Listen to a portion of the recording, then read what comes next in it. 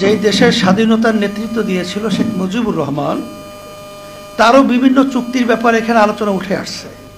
কিন্তু তার কন্যা হয় আজকে যে স্মারকে তারা সমঝোতা স্মারক বলা হয়, সেখানে যে স্বাক্ষরিত যে চুক্তিগুলো হয়েছে, আমরা সমস্ত রাজনৈতিক এবং জনগণের একথা পরিষ্কার, যেটা আমাদের দেশের জন্য কল্যাণ হয় নাই।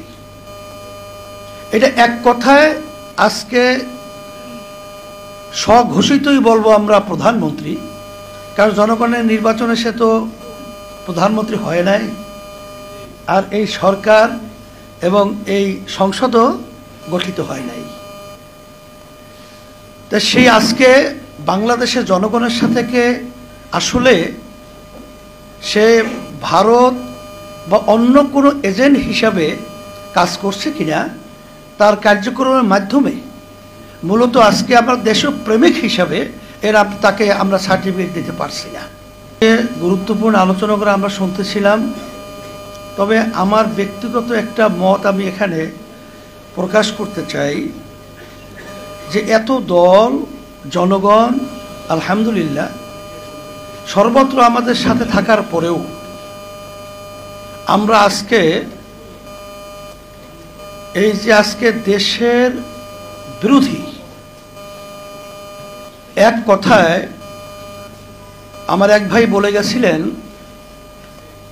তা আমি বিশেষ করে যারা আওয়ামী লীগ করেন বা বিএনপি করেন বা অন্য যে কোনো রাজনৈতিক দলের সাথে জড়িয়ে আছেন, আজকে আমাদের কমরেড সাইফুল ভাই সহ অন্য অন্য আদার্স অনেক দায়িত্বশীলরা কথা বলেছেন, তাদের কথা শুনে কিন্তু আসলে আমরা মুগ্ধ।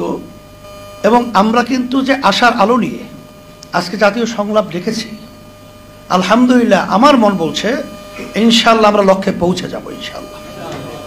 সেই হিসাবে পরবর্তীতে আমরা জাতীয় সংকট, জাতীয় এর সমাধানের জন্যে আমরা বিভিন্ন রাজনৈতিক দল এবং উল্লেখযোগ্য বাংলাদেশের দেশপ্রেমিকদের সাথে, বিশেষ করে সাংবাদিক যারা নাকি দেশপ্রেমী রয়েছেন, এখানে আমার এক ভাই বলে গেছেন যে আওয়ামী লীগ করে অনেকে দেশ স্বাধীন করছে এই একটা আন্তরিকতার কারণে, কিন্তু সিংহভাগ আওয়ামী লীগও কিন্তু এই চুক্তিকে আন্তরিকভাবে মেনে নেয় নাই, এটাই বাস্তবতা। তাই সেই হিসাবে আমি সকলকে বলবো যে আমরা পরবর্তীতে পরামর্শ করে ইনশাল্লাহ আমরা সামনে কিভাবে আমাদের লক্ষ্যে পৌঁছতে পারি সেই সিদ্ধান্ত আমরা গ্রহণ করব। ইতিমধ্যে ইসলামী আন্দোলন বাংলাদেশ আমরা কিছুদিন আগে এর প্রতিবাদে আমরা ঢাকাতে সমাবেশ এবং বিক্ষোভ করেছি, এবং সারা দেশে 5ই জুলাই আমরা সারা দেশে এর প্রতিবাদ এবং বিক্ষোভ আমরা কর্মসূচি ঘোষণা করেছি। এবং আলহামদুলিল্লাহ আমার মন বলছে যদি আমরা ব্যক্তির স্বার্থ, দলের স্বার্থকে, এইটাকে আমরা যদি অগ্রাধিকার না দিয়ে দেশ এবং ইসলাম মানবতার স্বার্থকে অগ্রাধিকার দিই, আমার মন বলছে লক্ষ্যে পৌঁছতে খুব বেশি সময় লাগবে না ইনশাআল্লাহ। সবাইকে ধন্যবাদ জানিয়ে আজকে আপনারা এত কষ্ট করে আজকে আমাদেরকে সময় দিয়েছেন।